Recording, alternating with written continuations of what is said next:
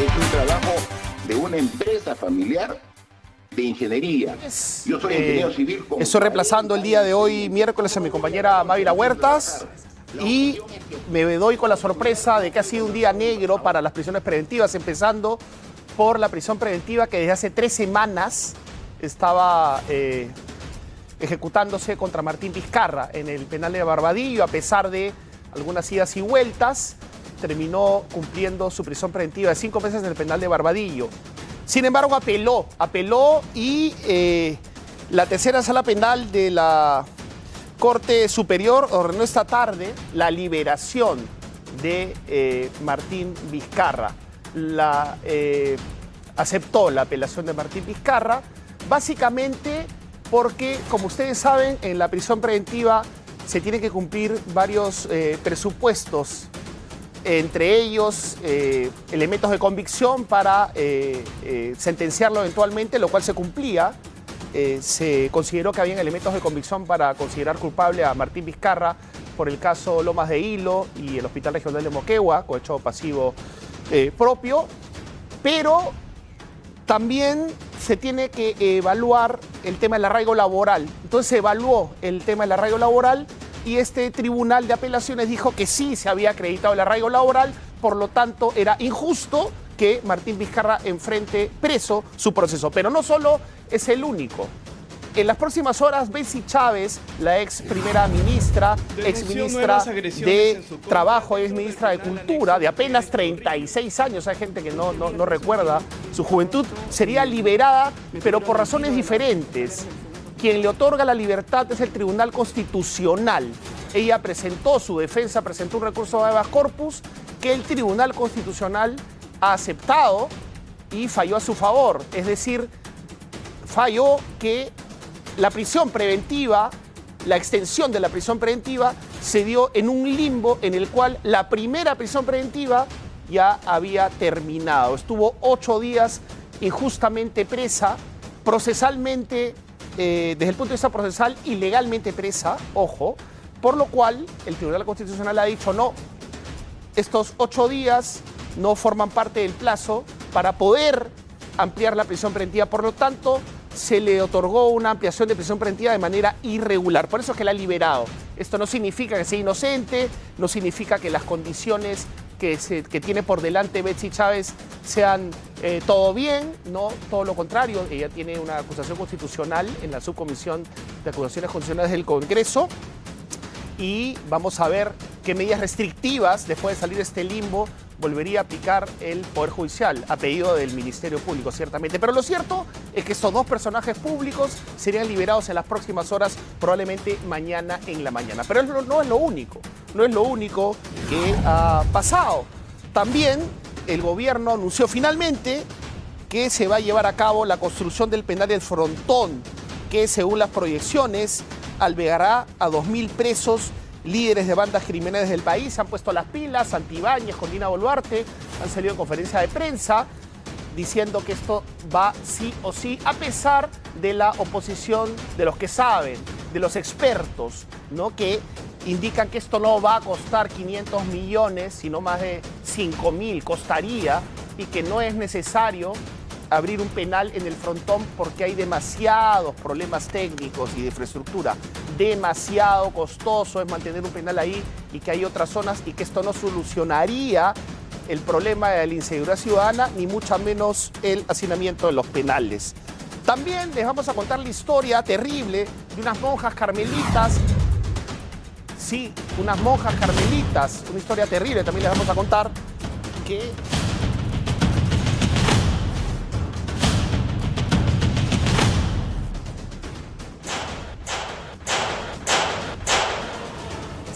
formaba parte de una disputa de extorsionadores, el convento en el que vivían, y estas monjitas peruanas, alrededor de 10, han tenido que huir a España porque ya no podían estar acá enfrentando las amenazas de muerte por parte de extorsionadores, con lo cual se confirma que nadie se salva, nadie está a salvo. Ni mujeres embarazadas, ni sacerdotes, ni policías, ni niños, nadie se salva de la galopante delincuencia que estamos viendo crecer en nuestro país y que un nuevo penal no solucionaría, ¿no? Eso es la crítica. Así hilamos los temas.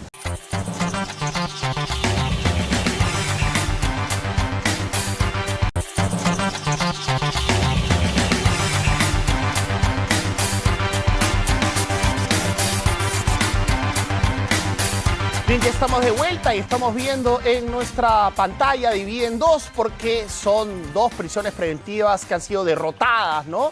La primera toma es del penal Santa Mónica, donde en las próximas horas todo indica que mañana estaría saliendo en libertad Betsy Chávez y la parte derecha, el margen derecho, está ocupado por la toma del penal Barbadillo, donde están los 4 expresidentes, pero ya no van a ser 4, sino solo 3, porque Martín Vizcarra también saldría en las próximas horas. Son razones distintas, vamos a hablar de cada una. Vamos a enlazarnos primero con nuestra compañera Karina Reinafarge desde el penal de Barbadillo, porque recordemos que Martín Vizcarra está allí desde el 14 de agosto, unas 3 semanas aproximadamente Martín Vizcarra, y saldría mañana, porque el Tribunal de Apelaciones le concedió la apelación por el arraigo laboral. Valoró de manera distinta el arraigo laboral y dijo que sí cumple con este requisito. Adelante, Karina. Muy buenas noches, René. Efectivamente, como tú bien lo has señalado, ya la noticia es pública.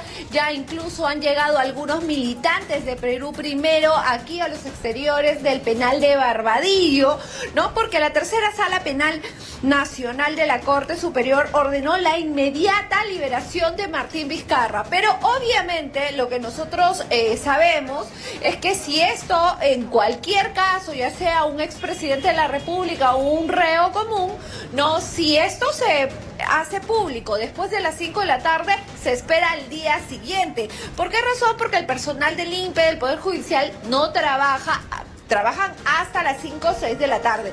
Es por esa razón, ¿no?, que lo que se ha podido confirmar, e incluso se le ha comunicado al partido Perú Primero, porque ya sus militantes están pasando un comunicado señalando que él sería liberado el día de mañana a las 9 de la mañana, y son los militantes de Perú Primero los que están aquí presentes y los que se han quedado en citarse para mañana a las 9 de la mañana, que sería el momento en que el expresidente Martín Vizcarra Cornejo deje el penal de Barbadillo. Como tú estás escuchando y también nuestros televidentes, este grupo de no más de 10 personas está aquí lanzando vivas, ¿no? Justamente tienen un cartel de Perú Primero con la foto del expresidente y están señalando que se hizo justicia. Sin embargo, hay que dejar claro que el proceso en contra de Martín Vizcarra sigue, ¿no? Siempre y cuando no se cumplan las condiciones,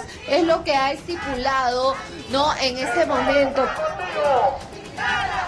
¿Me escuchas? ¿Me escuchas, René? Sí, claramente estás hablando, Karina, de las condiciones, ¿no? Y nos guste o no, al margen de adhesiones políticas, lo que según el Tribunal de Apelaciones ha demostrado Martín Vizcarra es que cumple con todos los requisitos que estableció el Poder Judicial, ¿no? Incluso el arraigo laboral, a pesar de que muchos cuestionamos a su hermano por haber creado un puesto de trabajo para Martín Vizcarra, pero bueno, no es el único requisito. Ha ido a firmar, ha cumplido con las normas de conducta, ha acudido a cada citación, y esto no significa que sea inocente. Estamos hablando de derecho procesal, que en esta etapa es tan o más importante que el tema de fondo, que no ha sido tocado. Ojo, en un sentido se ha sido tocado porque para darle prisión preventiva tuvieron que tener elementos de convicción de su culpabilidad, pero no es el único requisito ese. Es también que no haya peligro de fuga y que haya arraigo laboral y que cumpla con las reglas de conducta, y según el Tribunal de Apelaciones esto así ha ocurrido. Pero hay otra prisión preventiva, Karina, muchas gracias, en cualquier momento regresamos contigo, ¿sí? Vamos a regresar contigo en cualquier momento, a estar atentos a la situación en los alrededores del penal de Barbadillo, porque tenemos que irnos hasta Chorrillos, porque hay otra historia similar, pero con fundamentos distintos.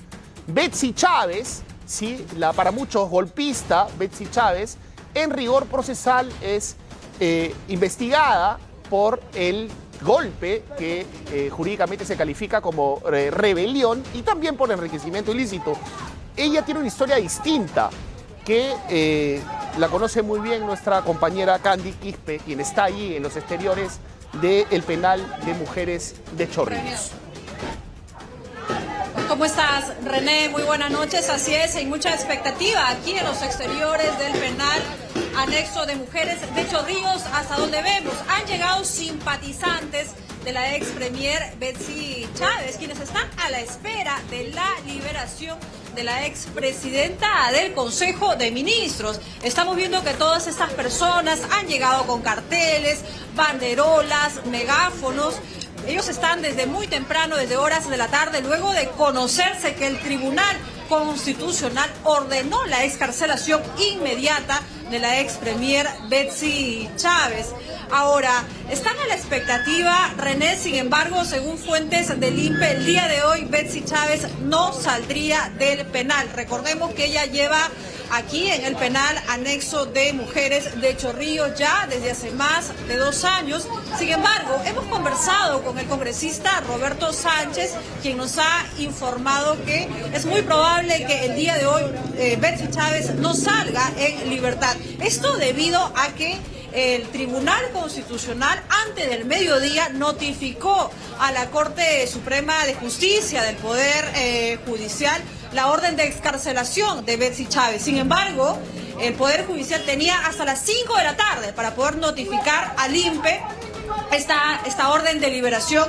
Sin embargo, ha llegado ya a las 5 de la tarde y hasta el momento no hay ninguna notificación al INPE. Es por ese motivo que se espera, René, que el día de mañana, muy temprano, recién Betsy Chávez recupere su libertad. Sin embargo, los simpatizantes están aquí. Ellos han decidido permanecer aquí en este lugar, en este centro penitenciario, hasta poder ver a Betsy Chávez en el momento que recupere su libertad, René. Muchas gracias, Candy. Estamos viendo hoy entonces los exteriores del penal de Barbadillo, del penal de mujeres de Chorrillos, ambos penales, el de Barbadillo y el de mujeres de Chorrillos, agitados, alborotados por simpatizantes de estas dos figuras políticas que se han librado de la prisión, al menos temporalmente, porque se han bajado, coloquialmente hablando, la prisión preventiva de ambos por razones diferentes. Y vamos a hablar ahora de Betsy Chávez. La resolución está aquí. En atención al expuesto, efecto de la sentencia, se concluye que el Ministerio Público no presentó con la antelación suficiente el requerimiento de prolongación de la prisión preventiva contra la favorecida.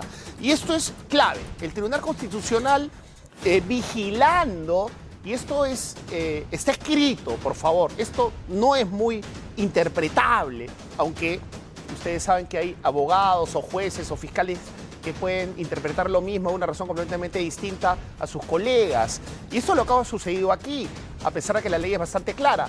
Cuando uno tiene un mandato de prisión preventiva, se cumple y el plazo para pedir su extensión tiene que calzar con el derecho procesal. Es decir, acá lo que se produjo fue un limbo de varios días en los cuales Betsy Chávez estuvo presa, cuando no debió estar presa, porque todavía el Poder Judicial, a pedido del Ministerio Público y la Fiscalía, no había extendido, no había conseguido la extensión de la prisión preventiva. Recordemos, ella estuvo desde el 20 de junio del año 2023, 18 meses. Y en diciembre, un día antes de que se vence este plazo, la fiscal Galinka Mesa Salas, que ya no está a cargo del caso, fue quien solicitó la extensión, no por ello más inocente o más culpable. Porque recordemos que ella es una de las artífices de este intento de golpe de Estado, según la hipótesis fiscal que dio Pedro Castillo. Ojo, entonces también está siendo investigada por rebelión, que es este delito, y también por el delito de enriquecimiento ilícito. Esto no la convierte en una persona más cerca de su inocencia, porque estamos hablando de un tema estrictamente procesal y nos preguntábamos con el productor qué restricciones van a haber en este momento, ¿no? Porque también hay un nuevo limbo. ¿Puede ir ella eventualmente a la Embajada de México, como según la hipótesis fiscal ordenó el día del intento de golpe y por eso consiguieron la prisión preventiva? Así que aquí hablamos de un tema eminentemente procesal. Vamos a estar atentos a la situación de la exministra de Trabajo, exministra de Cultura, congresista y ex primera ministra, nada menos, nada menos. Vamos a hablar ahora de la delincuencia porque estamos girando en torno a estos fuegos artificiales, digamos, que constituyen la promesa de construir el penal de Frontón para solucionar problemas como el que les voy a contar, ¿no? Que ahora la delincuencia ya no solamente sube a los buses y asalta o asesina, solamente entre comillas, claro está, asesina al cobrador o al chofer. Ahora también las motos han entrado a tallar, ya no a extorsionar, sino como ocurría en el transporte interprovincial. Siguen al acúster o al bus, paralizan la unidad y los delincuentes se suben y despojan de todas las pertenencias a sus pasajeros. Vamos a ver cómo actúa esta banda criminal.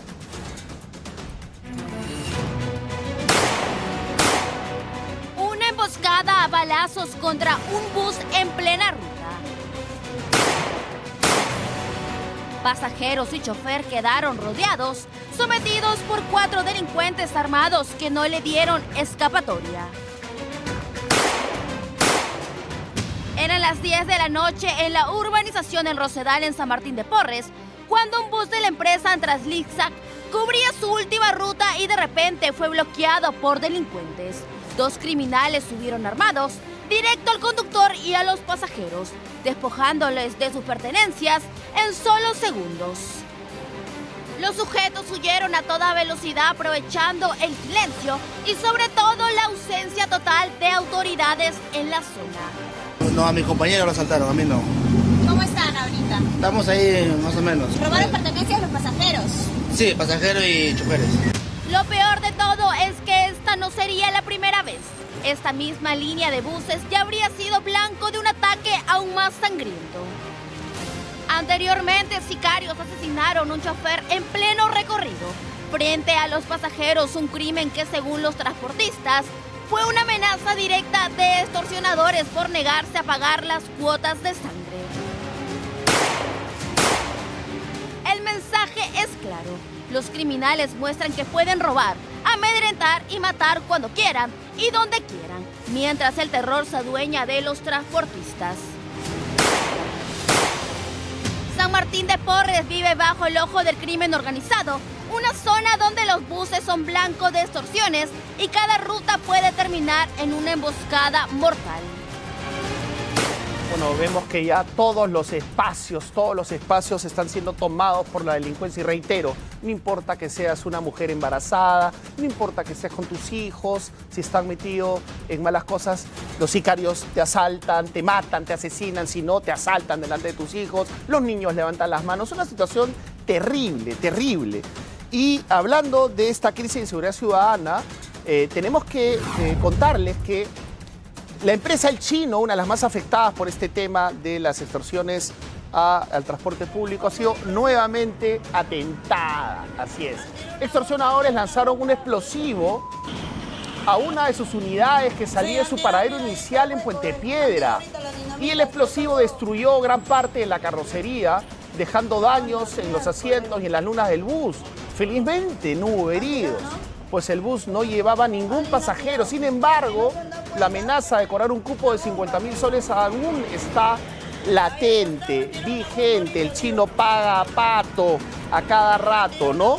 Y cada vez nos da más miedo subir a los buses porque cualquier cosa puede pasar. Cualquier cosa nos puede pasar. ¿Y ustedes creen que esto se soluciona construyendo un penal en la isla del Frontón? ¿Qué creen? Bueno, estamos presos de la inseguridad ciudadana. Se han vulnerado todos los límites, todos los códigos, hasta los niños son presas de asaltos o espectadores aterrados de asesinatos. Una bomba. Ahí al costado han tirado una bomba ahorita, sí. Han tirado una bomba. Sí, han tirado, mira, ahí está el hueco, ¿ves? Han tirado ahorita la dinamita, explotó todo. ¡A la miércoles! Han tirado, ¿no? Alguien ha tirado. ¿No se han dado cuenta? Tremendo, ¿no? Tremenda la situación. La vemos todas las mañanas, todas las noches, en cualquier momento del día la delincuencia se manifiesta. Y hablando de manifestación de delincuentes, no todos son asesinatos, no todos son asaltos, que es la parte más cruda, más oscura. También hay muchos delitos contra el patrimonio, no como lo que les vamos a contar ahora, porque ha caído una banda de los llamados robacables que se especializaban en abrir estos buzones de las empresas de telefonía para robar los metales que componen estos cables y venderlos hasta por $200.000 en el mercado negro. Felizmente han sido capturados estos denominados topos, ¿no?, en el argot policial. Eran como topos. Trabajar bajo la tierra era su especialidad, pues desde allí nadie podía ver sus actos criminales. Acá hay otro supuesto robacables acá en el buzón adentro, en el interior. Pero esto se acabó. La suerte no los acompañó la madrugada del miércoles, pues fueron interceptados y capturados infraganti cuando estaban llevándose los cables de telefonía de este buzón ubicado en la urbanización Los Flamencos. Oye, voy a aventar ahorita voy a aventar el tipo. Habla. Sal gas. Oye, sal ahí. Así es como personal de Serenazgo del distrito de Santa Anita encontró a estos sujetos, por lo que al llamar a los efectivos policiales del sector, se procedió al interrogatorio de estos ladrones. Está todo cortado abajo. Sí. En total, fueron 7 profesionales de lo ajeno que fueron puestos contra la pared y enmarrocados. No podían negar lo que tenían en estos 2 vehículos en los que llegaron. Según el alcalde del distrito, Olimpio Alegría, todo el cable hecho de cobre se encontraba en el interior. Nuestro personal de Central de Videovigilancia ve actitudes sospechosas, movimientos sospechosos de 2 minivans, razón por la cual se comunica con nuestro personal de Serenazgo. 7 sujetos venían sustrayendo cables de medio metro aproximadamente. Imagino que deben ser ex trabajadores porque conocen el teje y el maneje, cómo funciona este cableado. En total, lo que pretendían llevarse estaría valorizado en $200.000. Hasta el lugar, incluso llegó un encargado de la empresa de telefonía afectada para evaluar los daños que habrían en la zona tras el corte de estos cables. Los intervenidos ya se encuentran a disposición de la comisaría del sector. Hasta allí también fueron trasladados los cables sustraídos para continuar con las investigaciones.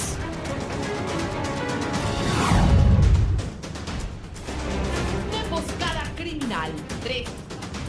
Y ahora vamos a hablar también de inseguridad ciudadana, pero de un crimen que conmocionó la semana. Se trata de un funcionario, dice que no es diplomático en rigor, pero es un funcionario de la Embajada de Indonesia.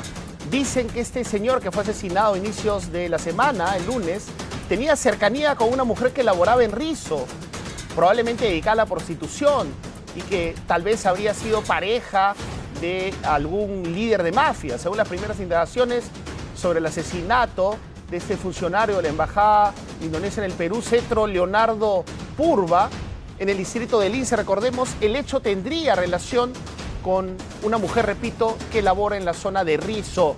Las investigaciones indican que la víctima no estaba relacionada con el proxenetismo, pero habría tenido, como dije, cercanía con una mujer, y que un sujeto apodado El Chino, presunto cabecilla de la banda One Family, dedicada a la explotación sexual, extorsión y sicariato, estaba involucrado con esta mujer y estaría involucrado en el asesinato. La hipótesis la determinaron por los números de celular hallados en el equipo móvil del diplomático, los cuales tenían códigos de Venezuela y Colombia. Este crimen nos remeció a todos a inicios de la semana.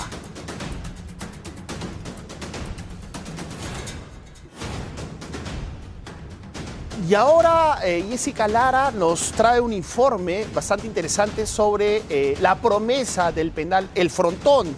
¿A qué me refiero? Que el Consejo Nacional de Política Criminal, que es esta entidad del Ejecutivo a la que alude el flamante ministro de Justicia, Juan José Santibáñez, conformada por el defensor del pueblo, por el presidente de la Comisión de Justicia del Congreso, el presidente del Poder Judicial, entre otros, habría aprobado por unanimidad que se lleve a cabo este penal, que se construya este penal que, según el Ejecutivo, costaría 500 millones de soles o dólares, y según los expertos costaría 5.000 millones de soles en realidad.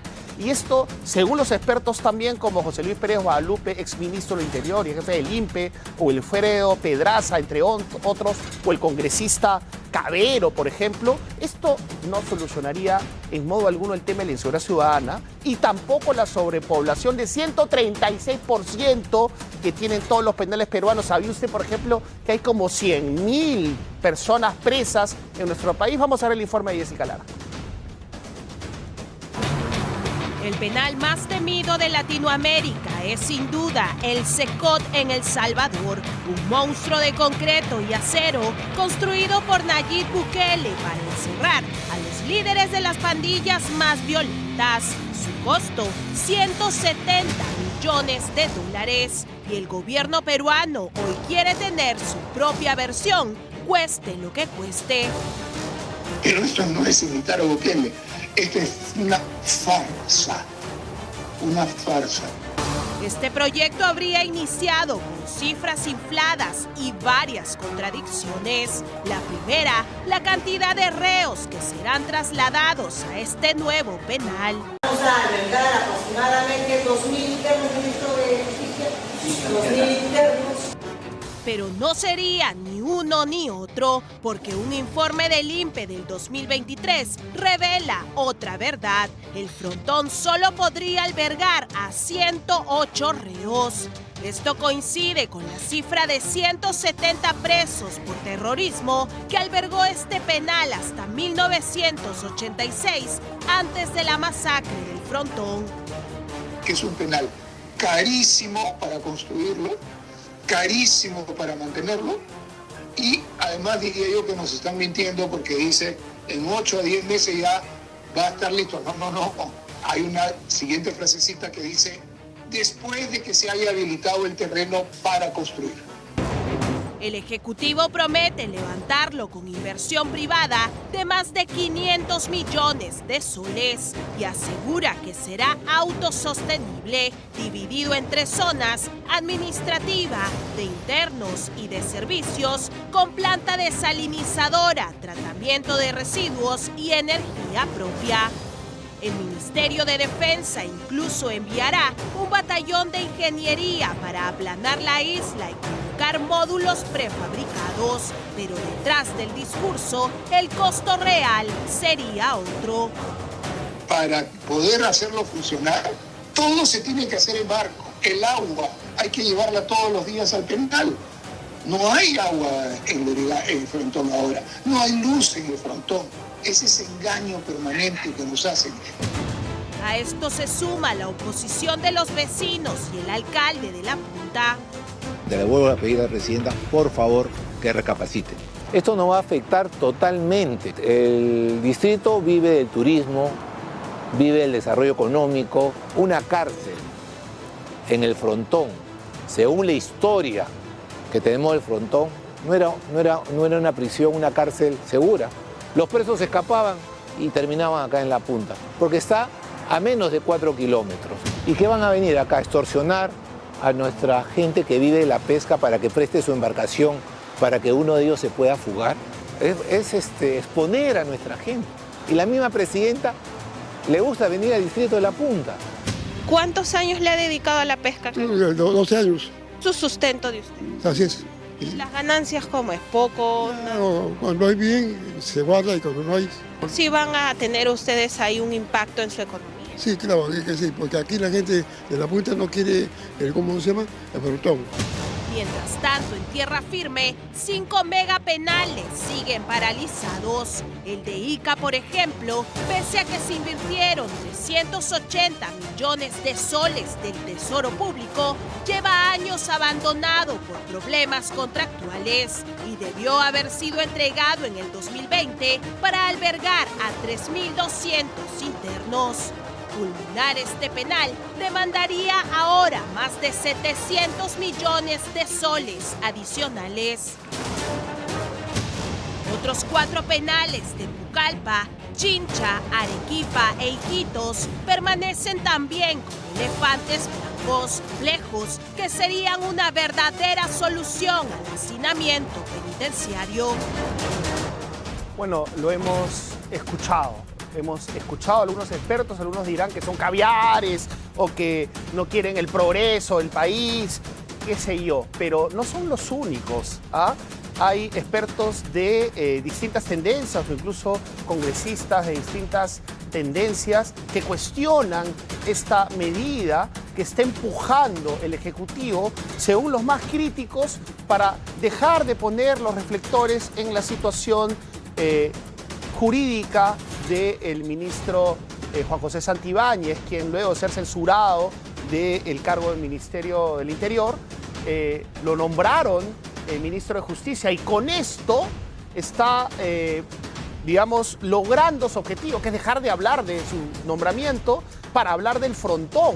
Y entonces estamos hablando del frontón y todo indica que no es viable, pues además de las resistencias de todos los grupos de interés alrededor. ¿Por qué hacerlo ahí?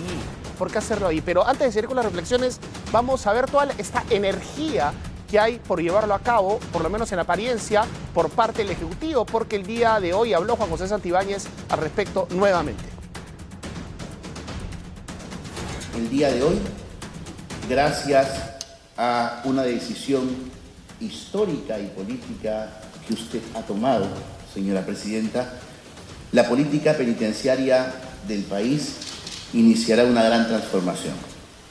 Desde el Ministerio de Justicia y Derechos Humanos, con el acompañamiento del Ministerio de Vivienda y el Ministerio de Defensa, asumimos hoy la tarea técnica, legal y estratégica de levantar el frontón como un penal de máxima seguridad. Cada piedra que sea colocada ahí es una garantía de que el Estado no se rinde ante el crimen organizado conforme las políticas y las disposiciones que usted ha dictado. La constitución de este establecimiento penitenciario no es un gesto simbólico, es una acción concreta contra el crimen. El Perú necesita respuestas inmediatas y esta es la primera de muchas que llegarán conforme sea dispuesto. Bien, ¿qué les parece? Ha logrado el objetivo este ministro, que, dato objetivo, ¿eh? Esto no es opinable, tiene 12 investigaciones, 12 carpetas. Ojo, vamos a hablar de eso luego, porque la presidenta Dina Boluarte también está en apariencia muy entusiasmada con la posibilidad de construir este penal.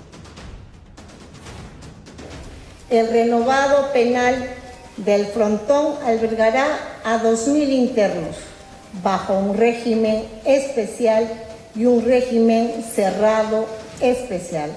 Ambos contemplarán estrictas condiciones de vigilancia y un control riguroso de visitas.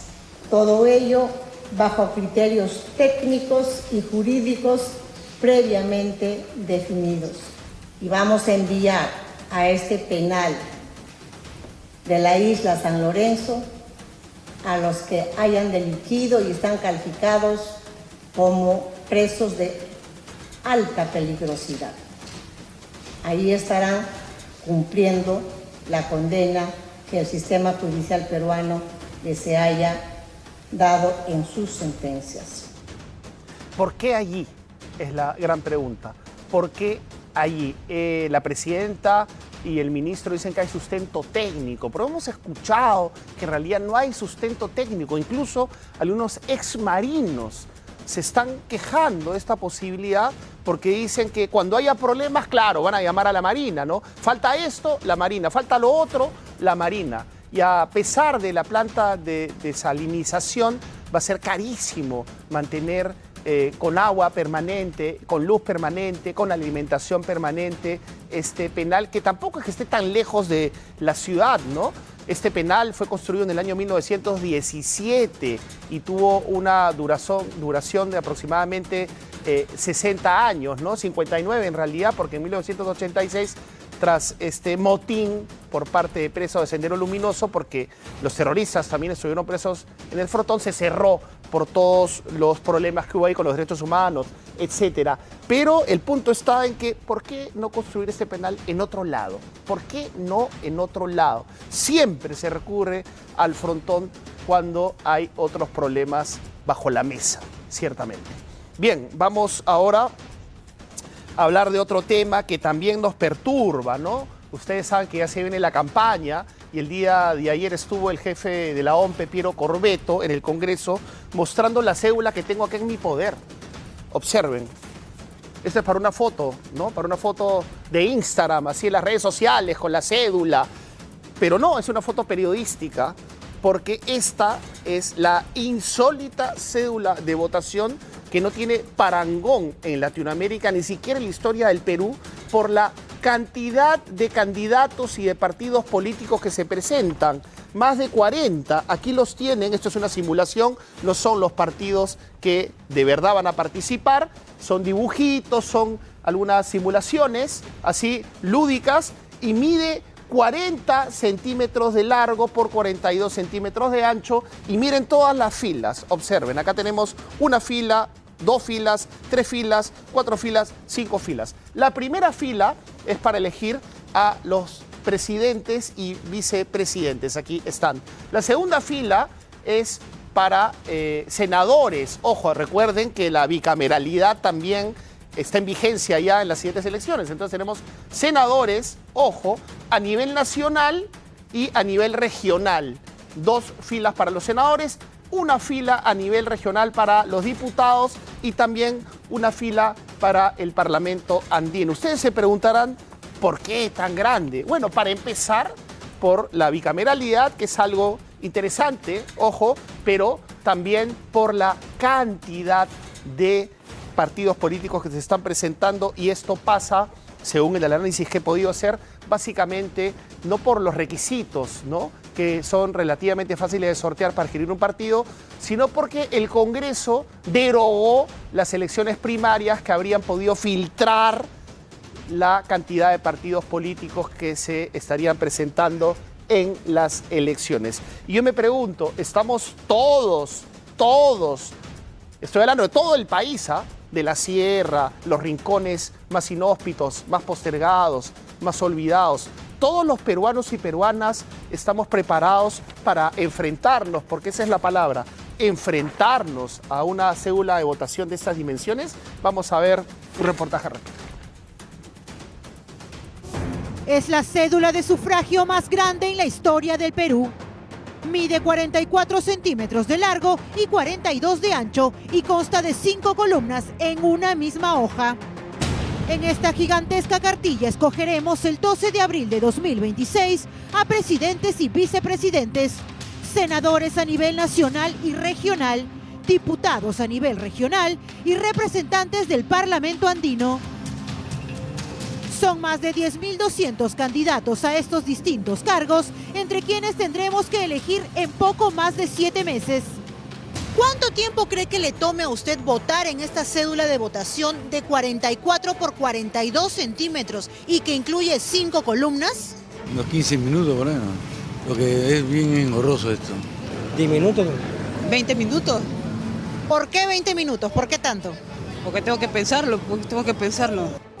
En las calles, la mayoría de personas coincidió en que el excesivo tamaño y la sobrecarga de datos generarán gran confusión al sufragar. Perú está patas arriba, ¿cómo va a haber tantos candidatos? Confunde a la persona. Habrá que votarle a la loca, no, cualquiera. Sin leer, sin prestar atención. Cualquiera. Tengo que llevar mi lente, sí, por supuesto que sí. O su lupa. Otros tomaron decisiones más drásticas. ¿Va a ir a votar usted con esta cédula? No votar. Este aumento de las proporciones de la cédula se debe al elevado número de partidos inscritos. Hay un total de 39 organizaciones políticas para los comicios generales 2026, entre ellas 36 partidos y 3 alianzas electorales. Otro factor que ha suscitado este incremento es la implementación del sistema bicameral, que implica 130 diputados y 60 senadores. Tengamos en cuenta que esta situación podría ralentizar el proceso electoral 2026, así como elevar el nivel de ausentismo y el porcentaje de los votos nulos. Una sábana, ¿no? Miren, me puedo cubrir acá con la cédula electoral, alucinante, ¿no? Parte de nuestro folclore político, un rasgo más de nuestro folclore político. Bien, vamos a cambiar de tema, vamos a regresar a la inseguridad ciudadana, que es un tema que sin duda se va a tener que discutir esta campaña, cuáles son las propuestas reales, sustentadas por parte de todos estos 40 y pico individuos que van a querer gobernarnos y estos 130 senadores y 60 diputados que van a querer gobernarnos. A todos ellos, por favor, recuérdenlo bien, tenemos que exigirles propuestas sustentadas, debidamente sustentadas, y eso pasa por nosotros, porque si no van a seguir ocurriendo cosas como las que les vamos a contar. Hablamos acerca de que la delincuencia ya no tiene límites, sí, hace tiempo que no tiene límites. Antes tenían ciertos códigos, por ejemplo, no balear a un niño o mujeres embarazadas trataban de evitar esos objetivos, o sacerdotes o monjas, etcétera. O tratar de no matar en lo posible. Todo eso ya se ha difuminado porque ya esos límites han sido superados largamente. ¿Qué ha pasado? Resulta que 10 monjas abnegadas, monjitas, como les llamamos muchos, dedicadas en cuerpo y alma a la palabra de Cristo, a acoger a personas en problemas, a orientarlas, ¿no? Una vida santa prácticamente. 10 monjitas carmelitas descalzas que tenían un convento en Manchay, una zona muy, muy necesitada, sabemos, casi en extrema pobreza, muchas de sus áreas en Manchay.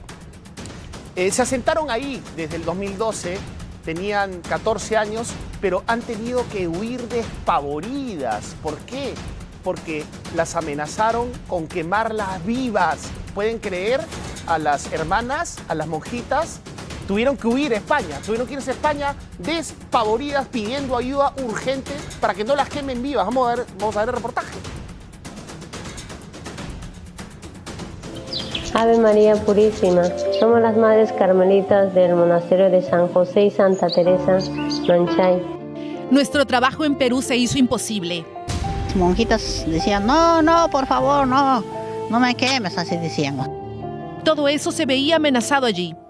Este enorme monasterio Manchay luce hoy abandonado, y es que las únicas 10 monjas de clausura que la habitaban huyeron del país tras ser amenazadas por extorsionadores que intentaron quemarlas vivas. Tenía un bidón de gasolina. ¿Qué querían hacer con la gasolina? Y querían quemarlo a las hermanas. ¿Qué le decían a las hermanas? Retírense de acá, si no las quemo con esto, las quemo vivo, así decía.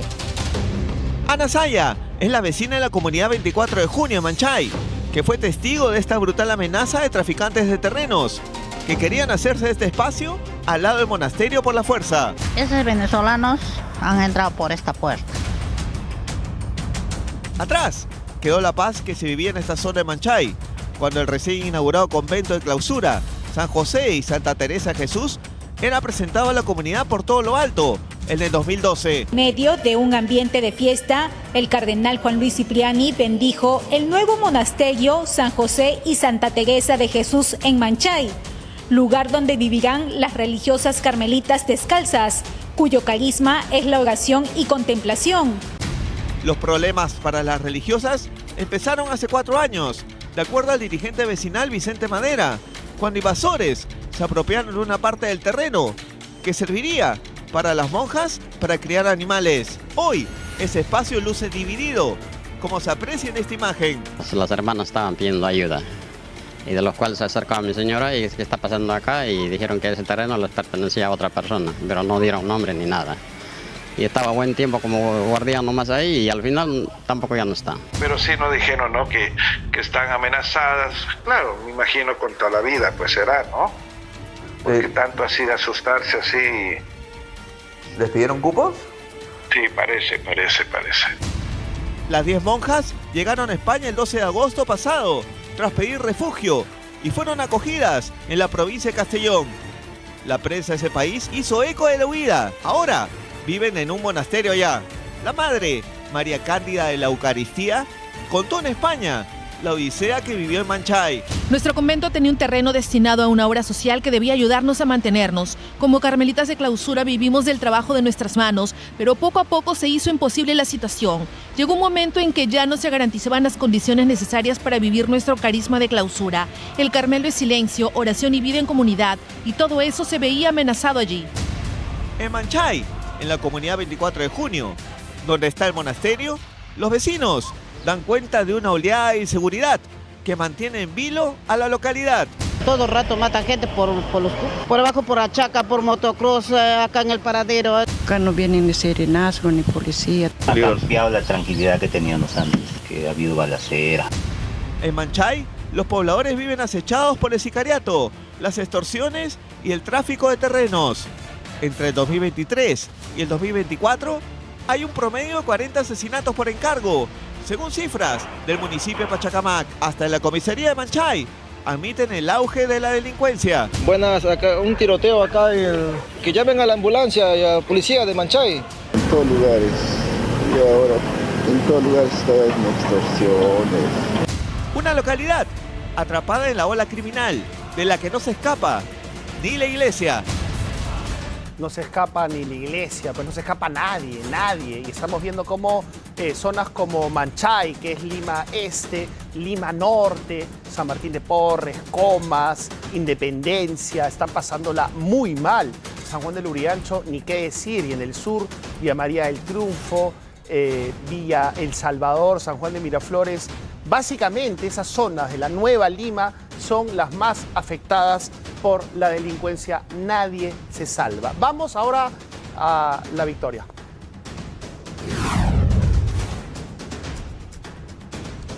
En La Victoria estamos viendo lo que ocurrió.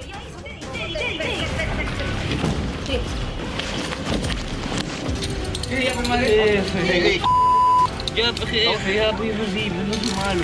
Tengo mi hijita enferma, madre, sí, perdóneme. Yo también tengo familia, carga de familia. Perdóneme. Madre, no me pongo, esto me va a perjudicar, madre. No, sí. Señora, ¿ese es su celular? Sí. Somos policías. No, madre, sino que mi hija está mal, madre, no pido. ¿Has robado o no has robado? Ya. Sí, madre. Bien, lo que estamos viendo es la reacción cobarde pues, de muchos delincuentes que armados pues, son muy avesados, ¿no? Muy crueles, pero que cuando los capturan no son pocas las veces en las que se muestran pues, como unos pobrecitos, víctimas, ¿no? Eso es lo que ocurrió en La Victoria, ¿no? La policía capturó a alias Bemba, un joven de apenas 18 años con múltiples denuncias por robo. Él fue sorprendido cuando acababa de arrebatarle un celular en pleno tráfico a esta mujer y trató de esconderse en una tienda. Aunque negó el delito, la víctima lo reconoció y lo enfrentó en el lugar con un largo historial delictivo. Desde menor de edad, este sujeto era considerado un dolor de cabeza para la policía y ahora permanece detenido en la comisaría de La Victoria. Ya tiene 18 años, así que no hay ninguna contemplación para evitar que vaya preso, que es donde merece estar, en la cárcel. Ahí estamos viendo la reacción destemplada, de frustración de la víctima, porque ustedes saben, pues, todo lo que puede ocasionar un robo de celular, ¿no? Cómo nos cambia la vida con un simple robo de celular. Y si nos resistimos, cosa que nunca recomiendo, nos pueden matar, como ocurre. Así que muchísimo cuidado. Vamos a hablar ahora nuevamente del fiscal Santibáñez, mejor dicho, del ministro. Es que se confunden los términos, pues, porque tiene 12 carpetas fiscales el flamante ministro de Justicia, Juan José Santibáñez, quien estuvo a cargo del Ministerio del Interior. Es decir, él tuvo una actuación más o menos larga en el Ministerio del Interior y a pesar de todas las bandas que se capturaban, etcétera, no veíamos ninguna mejora a los estados de emergencia que no servían para nada. Bueno, él está inmerso en una nueva investigación y lo que arguye es que es una persecución política como todas las otras 11 carpetas fiscales, ¿no? Vamos a ver lo que ocurrió con este nuevo caso que implica según la hipótesis fiscal, una contratación irregular para una persona que se dedicaba a monitorear las redes sociales, pero que en vez de monitorear las redes sociales, escribía mensajes apoyando políticamente a Juan José Santibáñez, un ex policía. Vamos a ver el reportaje. Soy un hombre libre y de buenas costumbres, ¿no?